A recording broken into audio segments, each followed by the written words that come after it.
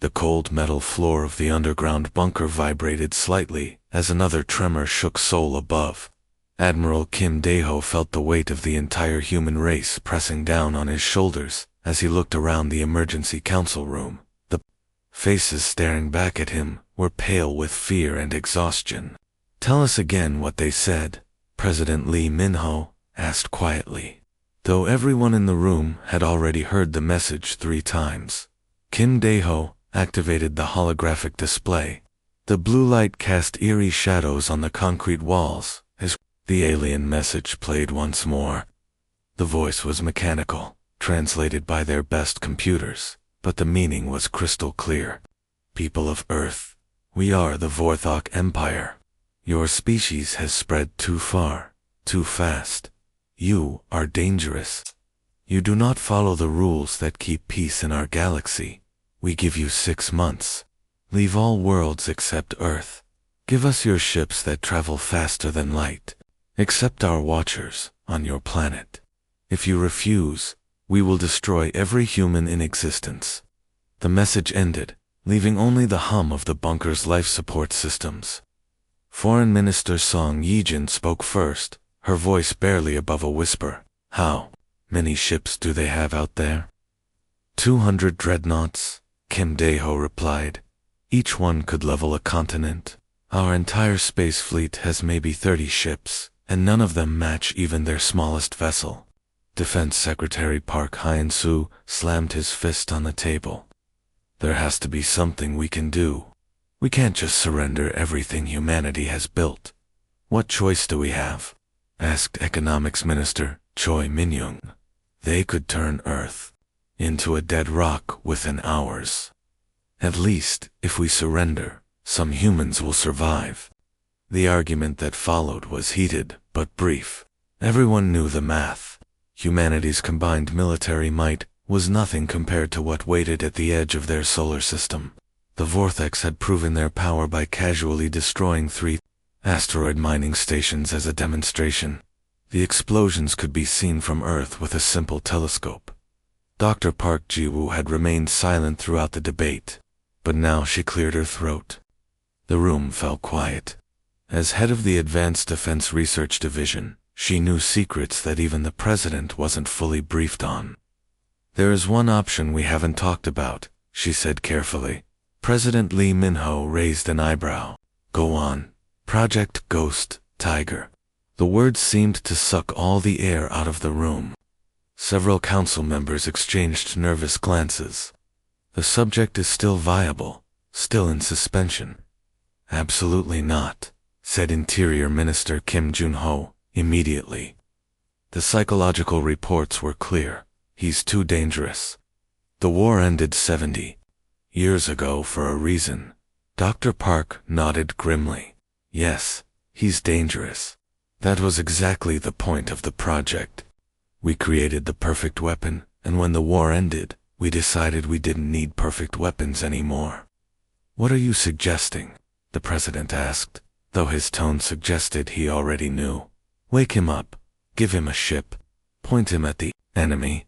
Dr. Park activated another display showing classified files.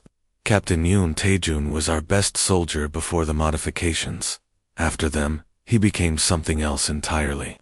Enhanced reflexes, improved strength, but most importantly, a brain that thinks about war in ways no normal human can."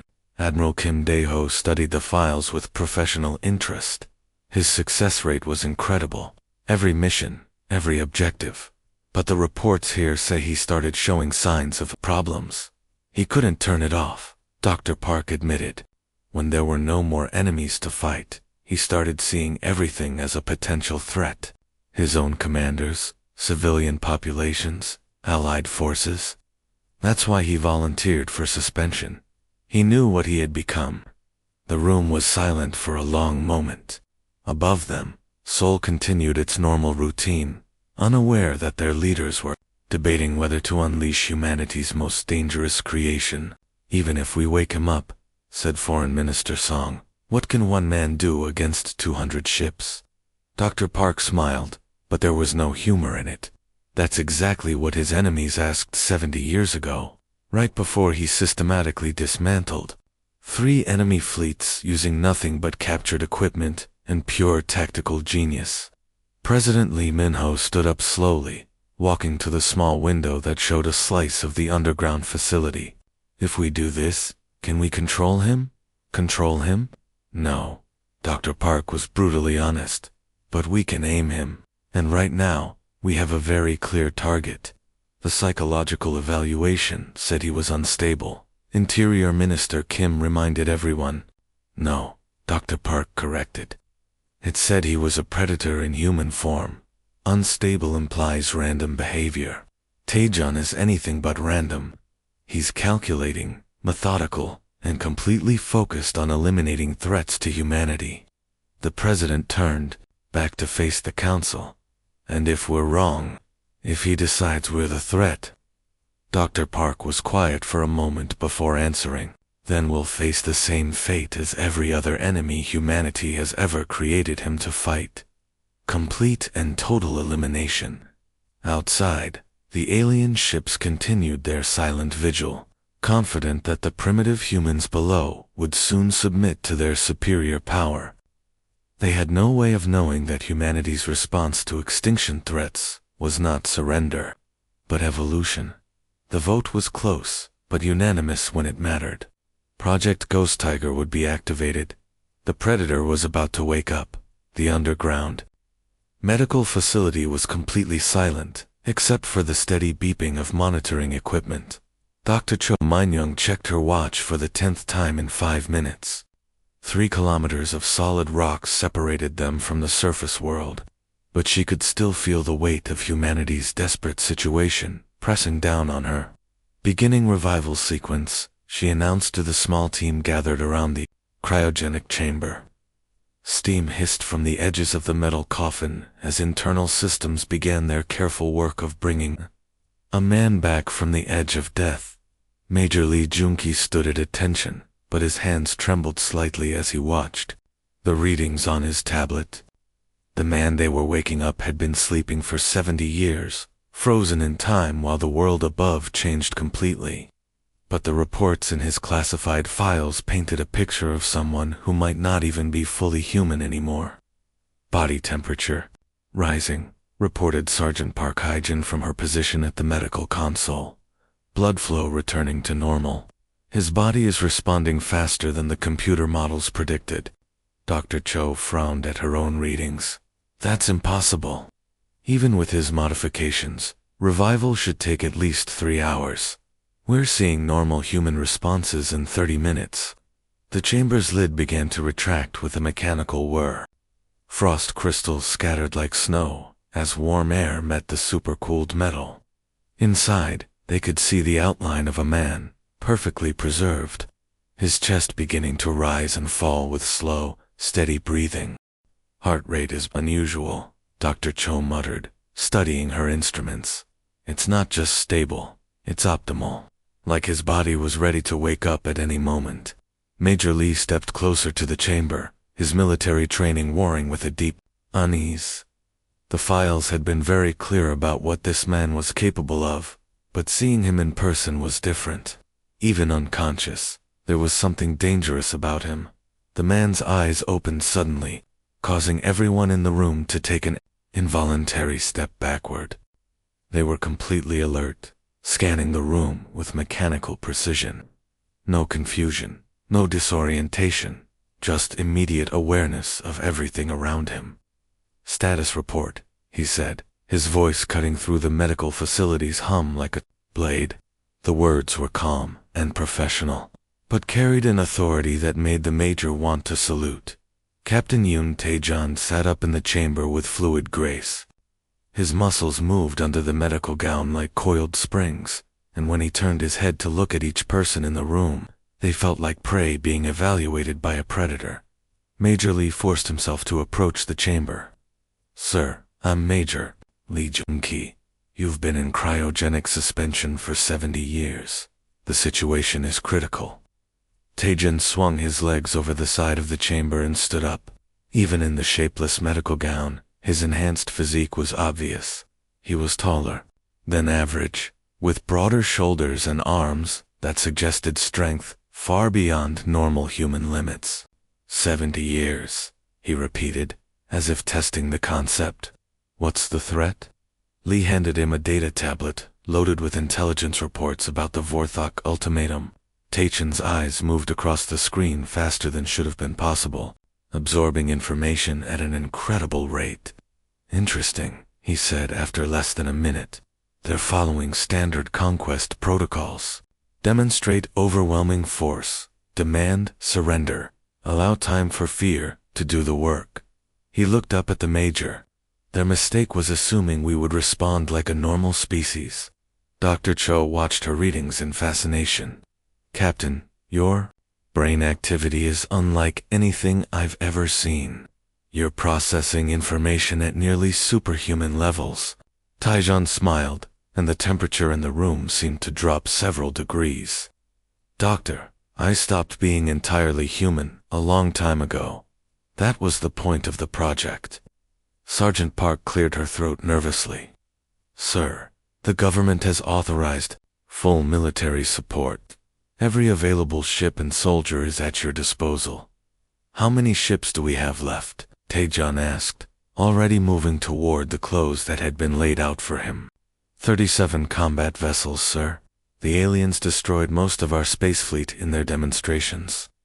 Taejon paused in putting on his uniform. They destroyed our ships to frighten us. Yes, sir. 3 mining stations, 2 research outposts, and a patrol squadron. They want us to know resistance is hopeless. The captain finished dressing and turned to face the group. In his black military uniform, he looked like death, given human form. Major, I need you to understand something very important. I don't fight wars to win battles. I fight to eliminate threats permanently. Major Lee nodded, though he wasn't sure he fully understood what that meant. The Vortex think they're hunting humans, Taejon continued, walking toward the exit of the medical bay. They've made the classic predator's mistake. They've forgotten that sometimes, when you hunt something, it hunts you back. As they walked through the corridors of the underground facility, personnel stopped to stare. Word had already spread that the legendary Ghost Tiger was awake. Some looked hopeful, others looked terrified. Sir, Major Lee asked quietly, what are your orders? Taejon stopped at the elevator that would take them to the command levels. When he turned, his eyes held a cold fire that spoke of capabilities beyond normal human comprehension. We're going to teach the galaxy why threatening humanity with extinction is the last mistake any species ever makes. The elevator doors closed, carrying them upward toward a war that would reshape the stars themselves. Commander Veltar felt satisfied as he watched the debris from the 3rd human mining station drift past his ship's view screen. The pathetic structures had offered no resistance at all. Their weapons were primitive, their shields laughable. The humans would learn quickly that resistance was pointless. Commander, his tactical officer Zekai, chittered from his station. We have a contact approaching. Single vessel, very small. Veltar's 4 eyes focused on the tactical display. A tiny dot was moving toward them at standard cruising speed. No stealth systems, no evasive maneuvers, just a direct approach like a merchant ship requesting permission. To dock size? He asked, his mandibles clicking with amusement. Barely larger than our shuttles, sir. It appears to be a converted mining vessel. Minimal weapons, no military armor. The bridge crew shared the chittering sound that passed for laughter among their species. After destroying 3 human installations without taking a single hit in return, the idea of a lone mining ship approaching their military cruiser was absurd. Perhaps they wished to surrender, Veltar mused. Open communications when they reach weapons range. I am curious to see what these primitive creatures have to say. The human ship came to a stop just outside their main weapon range. Veltar had to admit the pilot showed some tactical awareness, staying just far enough away to avoid immediate destruction. The communication request came through immediately. The face that appeared on their main screen was unremarkable by human standards, male, average height, dark hair. But something about his eyes made Veltar Eskiten prickle with unease. They were too calm, too focused, like a predator studying prey. "I am Captain Yoon, Tae-jun, of the Human Defense Corps," the figure said in perfectly clear Standard Galactic. "You have 30 seconds to abandon your ship before I take it." The bridge fell silent for a moment, before Veltar's laughter filled the air like breaking crystal. "Human, you pilot a mining vessel against a military cruiser. Your bravado is entertaining, but your intelligence is clearly limited." The human's expression didn't change. 20 seconds. "Do you not understand the situation?" Veltar gestured to his tactical display showing their weapon superiority. "We could destroy your pathetic vessel with a single shot." 10 seconds. The human's voice remained completely calm. Veltar was about to order his weapons officer to fire when the communication screen went dark. "Destroy that impudent creature," he commanded. "Sir," Zekai's voice cracked with panic. "The human vessel has vanished from sensors? Impossible. Run a full spectrum scan. No ship that size has stealth technology." The lights suddenly went out. Emergency power systems activated, bathing the bridge in red light, but the damage was clear. Somehow, the impossible had happened. The human ship had disappeared completely. "Hull breach in Section 12, reported the damage control officer. "Something is cutting through our armor." Veltar felt his confidence drain away. "Security teams to Section 12. Repel boarders." What followed was the longest 7 minutes of Veltar's military career. Reports came in from throughout the ship as their security teams encountered something that shouldn't exist. The human wasn't just fighting his way through the ship, he was learning it.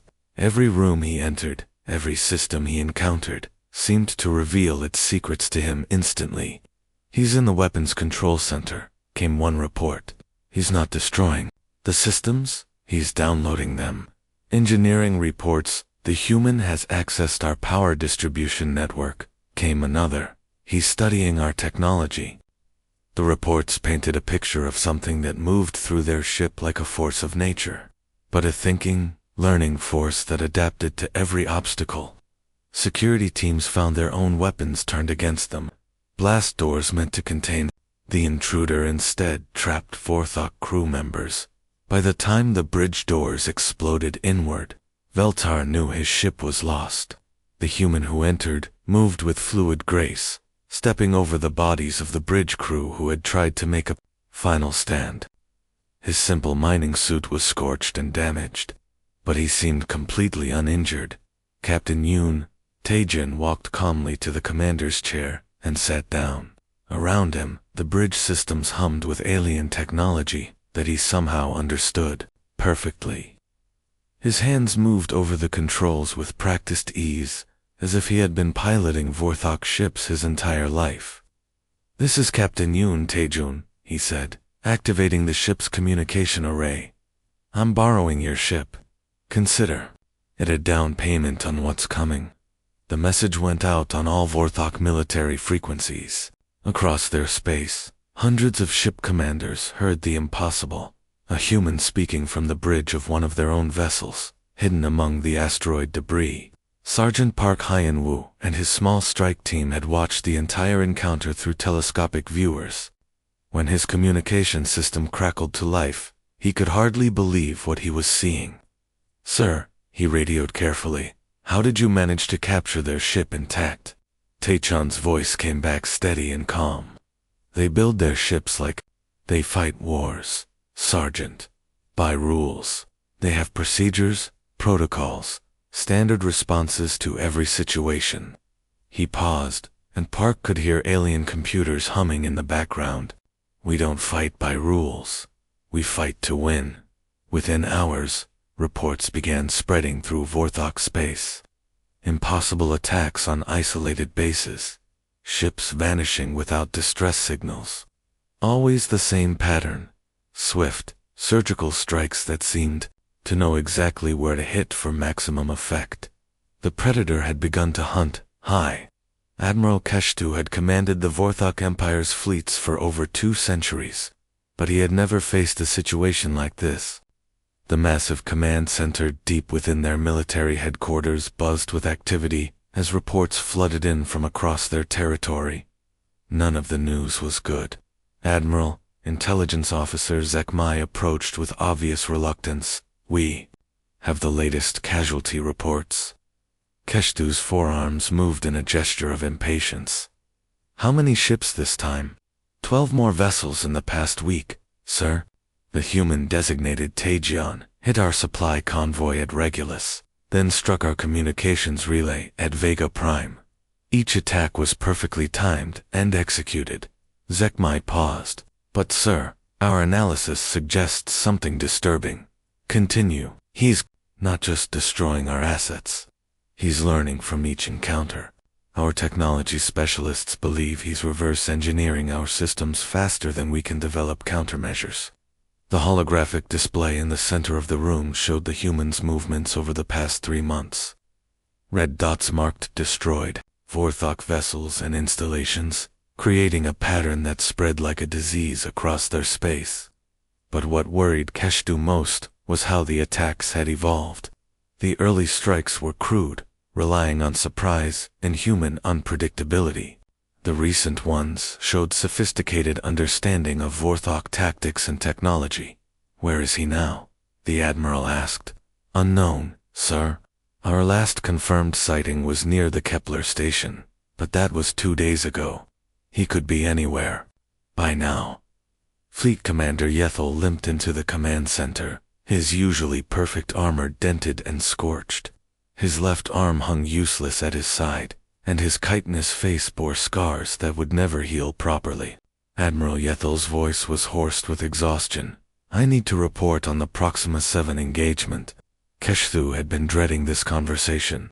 Proxima 7 had been considered an easy victory, a small human colonial fleet caught in open space with nowhere to run. Instead, it had turned into the worst military disaster in recent Vorthok history. "What happened out there, Commander?" Yethel remaining good. I stared at the floor. "They fought like nothing we've ever encountered, sir. When we surrounded their fleet, they didn't try to surrender or escape. They turned their own damaged ships into weapons." "Explain." The human captain, Song Yina, rammed her crippled cruiser into our flagship. But it wasn't a desperate suicide attack. She had calculated the exact impact point to disable our command systems while leaving her crew escape pods intact. Yethel's voice shook slightly. "Then the rest of their fleet used the confusion to board our ships." Keshtu felt his confidence crumbling. The Vorthoks had conquered dozens of species over the centuries, but they had always followed established patterns of warfare. Challenge the enemy openly, demonstrate superior force, accept surrender, or deliver decisive defeat. Clean, efficient, predictable. "How many survivors?" he asked quietly. "From our battle group. None, sir." But before the end, Captain Song transmitted a message on all frequencies. She said they weren't trying to win the battle. They were teaching us what fear felt like. The command center fell silent. Fear was not an emotion the Vorthok Empire had experienced in over 1,000 years. They were the hunters, the conquerors, the superior species that brought order to the galaxy. But now, for the first time, they were being hunted. "Sir," Zekmai interrupted the uncomfortable silence, "there's more. Our research installations at 3 different locations have gone silent. No distress signals, no battle damage. They simply stopped responding. Investigate immediately." "We tried, sir. When our scout ships arrived, they found the facilities intact but empty. All personnel missing, all research data copied or stolen. And sir, ... Zekmai hesitated. The humans left messages. In perfect Vorthok language. Keshtu's chitin bristled with alarm. "That's impossible. Humans shouldn't be able to learn our language so quickly." "The messages were signed by human scientists, sir. They thanked our researchers for their educational contributions and promised to put the knowledge to good use." The tactical display updated with new information. Human raid patterns now showed coordination across multiple sectors. What had started as one enhanced human soldier had somehow grown into a network of human forces that seemed to share knowledge instantaneously. "Admiral," the communications officer called out, "we're receiving reports from the outer colonies. Several worlds are requesting emergency evacuation. Evacuation? From what threat?" "They're reporting human infiltration teams, sir. Small groups that appear without warning, study our defenses, then vanish. The colonists are convinced they're being prepared for some kind of major assault." Keshtu stared at the strategic display, showing their vast empire. Red warning markers were spreading like an infection, marking every location where humans had been detected. The pattern was becoming clear. This wasn't random raiding or desperate resistance. It was systematic preparation for something much larger, Sir Zekmai said quietly. "Our Xenopsychology department has concluded that we may have made a fundamental error in our initial assessment." "What kind of error?" "We assumed humans would fight like other species we've conquered. We didn't consider that they might evolve their tactics in real time, learning from every encounter." The intelligence officer paused. "The report suggests that Captain Taejin isn't just a soldier anymore. He's become something we have no classification for." High Admiral Keshtu looked at the spreading chaos across his empire's territory and realized that the Vortex might have awakened something they couldn't control. The morning sun rose over Kesvither, just like it had for millions of years. But High Admiral Kesfu knew this would be a day that changed everything. He stood in the planetary command center, surrounded by the most advanced military technology in the galaxy, watching something impossible happen on his screens. Every defense station around their homeworld had gone silent at exactly the same moment. Not destroyed, not damaged, just offline. 500 of the most powerful warships ever built hung motionless in space, their crews reporting that their systems had simply stopped responding to commands. "How is this possible?" Keshtu demanded, his forearms gesturing frantically at the tactical displays. "Our defenses are impregnable." Intelligence Officer Zekmai stared at his instruments with growing horror. "Sir, we're detecting human vessels moving through our outer perimeter. They're using our own ships." The main display zoomed in to show the impossible sight of Vorthok dreadnoughts approaching their homeworld. But the energy signatures were all wrong. The communication frequencies were human. The flight patterns were unlike anything in Vorthok military doctrine.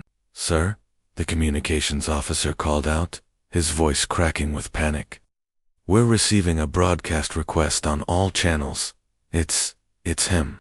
Keshtu didn't need to ask who him meant. Every Vorthok in the Empire knew about the human, designated Taejin. He had become a legend of terror, a nightmare that stalked their fleets across the galaxy. "Put it through," the Admiral commanded. Though every instinct screamed against it, the image that appeared on their screens was recognizably human. But something fundamental had changed. Captain Yoon Taejun looked older than his biological age, his face marked by months of constant warfare and genetic modifications pushed beyond safe limits. But it was his eyes that truly frightened them. They held an intelligence that seemed to calculate the destruction of entire species as casually as solving a simple math problem. "People of the Vorthok Empire," he said, speaking their language with perfect fluency, "you offered humanity a choice 6 months ago: extinction or submission. We have chosen a third option." Behind him, on what was clearly the bridge of a captured Vorthok vessel, human crew members moved with deadly efficiency. They operated alien technology as if they had been born to it, their movements precise and coordinated like a pack of predators. "Lieutenant Choi," Taejun said calmly to a human female at the communications station, "confirm our control of their military networks." "All Vorthok frequencies are under our command, sir," she replied with professional calm. "Their defense grid is completely compromised." Keshtu felt his world crumbling around him. the most secure planet in the Empire, protected by technology, developed over centuries of conquest, had been taken over in a single morning by creatures they had dismissed as primitive. Taijin turned back to address the camera. You see, when you threaten to make a species extinct, you need to be absolutely certain you can complete the task, because if you fail, if even one individual survives, they will remember, they will learn, they will evolve. The tactical displays around the command center began updating with new information that made no sense. Human forces were appearing throughout Vorthok space, not attacking, but simply demonstrating their presence. Military bases, research facilities, supply depots, all had been simultaneously infiltrated and marked. We could have destroyed your worlds, Taejon continued, his voice carrying the weight of absolute certainty. We could have turned your own weapons against your populations. We could have become the monsters you assumed we were. He paused, and when he smiled, it was the expression of something that had transcended normal human limitations. Instead, we chose to teach you a lesson. Admiral Keshtu watched in fascination and terror as the humans systematically demonstrated control over their planetary defenses. Defense platforms that had been offline suddenly reactivated, but now they tracked Vorthok ships instead of protecting them. The message was clear. Humanity could destroy them whenever they chose. This is our withdrawal from your space, Taijin announced. We return your ships, your stations, your technology. But understand this. We have studied every system, memorized every weakness, and learned how to turn your greatest strengths against you. The displays showed human forces throughout the Empire beginning to pull back, abandoning captured positions as quickly as they had taken them, but they left behind something more valuable than any conquered territory. The absolute knowledge that they could return whenever they wanted. Spread the word throughout the galaxy, the human captain said, his image broadcast to every world in Vorthok space. Humanity is not prey to be hunted. We are the apex predator you created when you gave us no choice but to become something beyond your ability to kill. The transmission ended, leaving the command center in stunned silence. Within hours, reports confirmed that human forces had vanished as mysteriously as they had appeared, but the damage was done. The Vorthok Empire's reputation as an unstoppable military force had been shattered in a single day. In the months that followed, the great empire began to collapse. Member species fled to distant galaxies, carrying warnings about the humans who had turned a threat of extinction into an evolutionary leap that made them the most dangerous predators the galaxy had ever known. The lesson was learned, but the teacher had already returned home, leaving behind a universe that would never again underestimate the species that chose evolution over extinction.